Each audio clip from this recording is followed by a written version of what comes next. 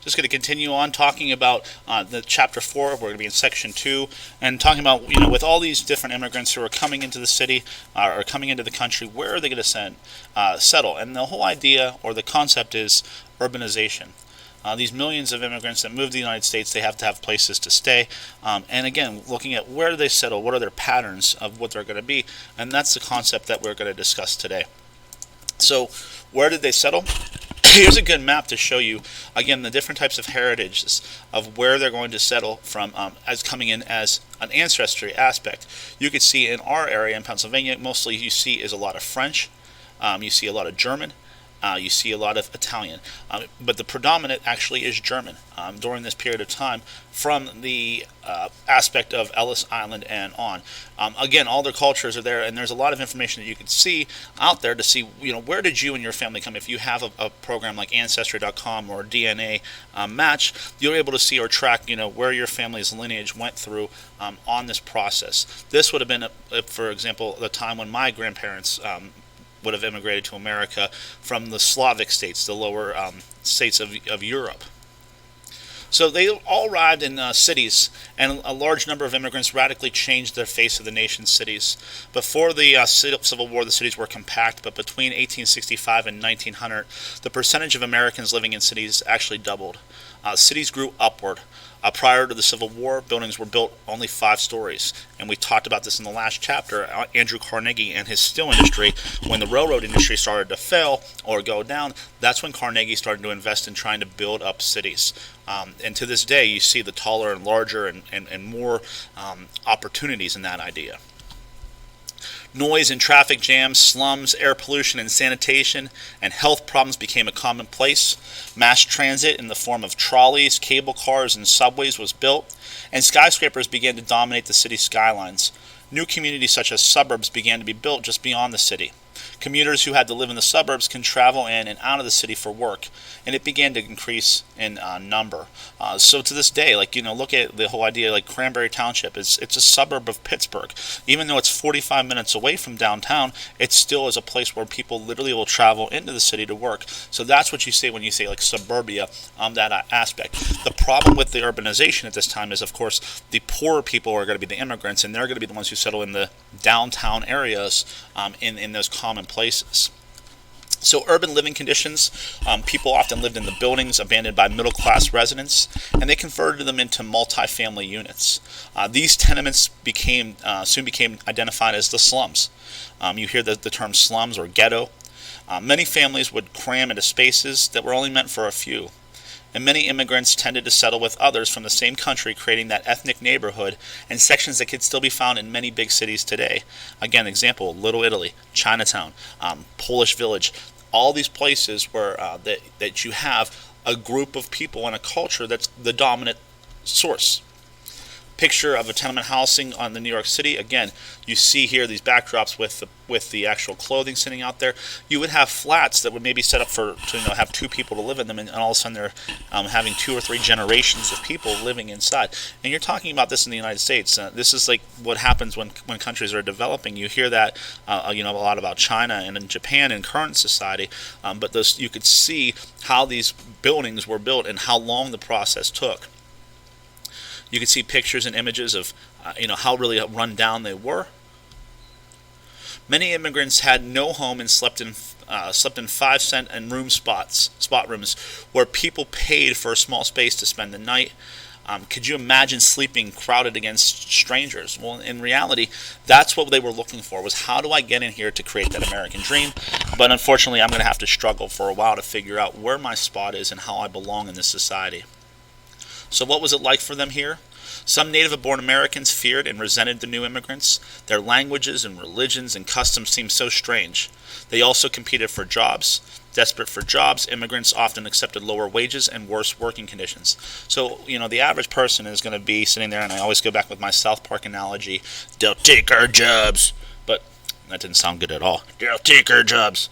The whole idea was these immigrants were coming in and they were willing to work for less. And when we talked about in the last chapter about unionization, the average person was trying to fight for higher wages and better working conditions. So the people who were coming in, these immigrants, were viewed poorly.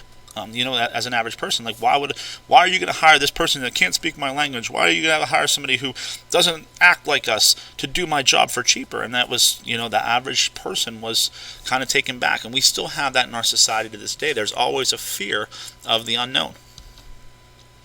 So we have legitimate versus imposters. And what we see is conflicts between the old immigrants and the new immigrants groups. They were very common.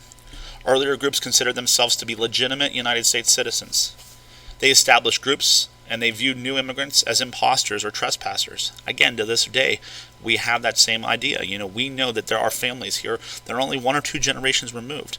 Well, you at one time were an immigrant, so the new people who are coming in are just as unnaturalized as what your grandparents or your great-grandparents were. Excluded from the melting pot, and the term melting pot was the immigrants assimilated into a culture through education and culturalization. Many immigrants groups maintained their ethnic identity and does not correspond with the reality of the United States experience. The melting pot did not take into account immigrants and ethnic groups who did not easily blend into cultures. Asians and African Americans, Native Americans, and others were excluded from the process of fusion. All right, which means that even though we say our society is a melting pot and we've all blended together and we're just creating an American culture, a lot of these other cultures were so strong in their own beliefs that they never really became a part of that society. I mean, they're still a part of America, but they celebrate a lot more of their ethnic traditions in ways that we don't understand. Urban problems. Again, last chapter we talked about Boss Tweed and Tammany Hall. The political machines and the party bosses at this time are going to push to get the immigrants on their sides. And what they would do is they would greet these new people as part of the society, meaning they were trying to capture the vote. They wanted to have people to support them, and in exchange they would welcome them with open arms. And these political machines that are going to be created are very, very corrupt, and they don't really have the best intentions when it comes to immigrants, but they're going to make it very pure. They'll do barbecues near the ghettos or the slums to try to get people to be there, do parks projects closer to immigrants, to kids, and again, it's that whole idea of loyalty. If the first person that you meet welcomes you with open arms, it's really hard to not stay loyal to that person. So people like Boss Tweed, and like I said, we talked about Tammany Hall, which was the corruption within the building, where the building was only supposed to cost $300,000 or $250,000, and it ended up costing over $13 million because, again, doing favors for political friends. There are going to be laws passed against immigration. In 1882, Congress passed the Chinese Exclusion Act, and almost all Chinese immigrants were kept out of America, did not allow for naturalization of Chinese residents, and limited civil rights for Chinese already living in the United States.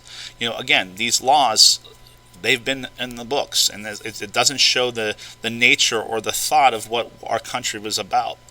In 1921 and 1924, Congress passed laws that lowered the number of Europeans and Asians. And then later, all immigrants face prejudice upon arrival, meaning that once we start to get full, or we feel that all of our spots are in, and we've already fought the struggle, we've created a culture, it's really hard to welcome new people in. Think about this from a sense of your cafeteria table. If a new student moves into the district, how long does it take for you to accept them or bring them in? Usually you point and you look and say, that guy doesn't belong or that girl doesn't belong. And it's a process. It really takes a long time. Immigrants helped the U.S. become one of the richest and fastest growing countries in the world. They built railroads and dug mines and worked in factories.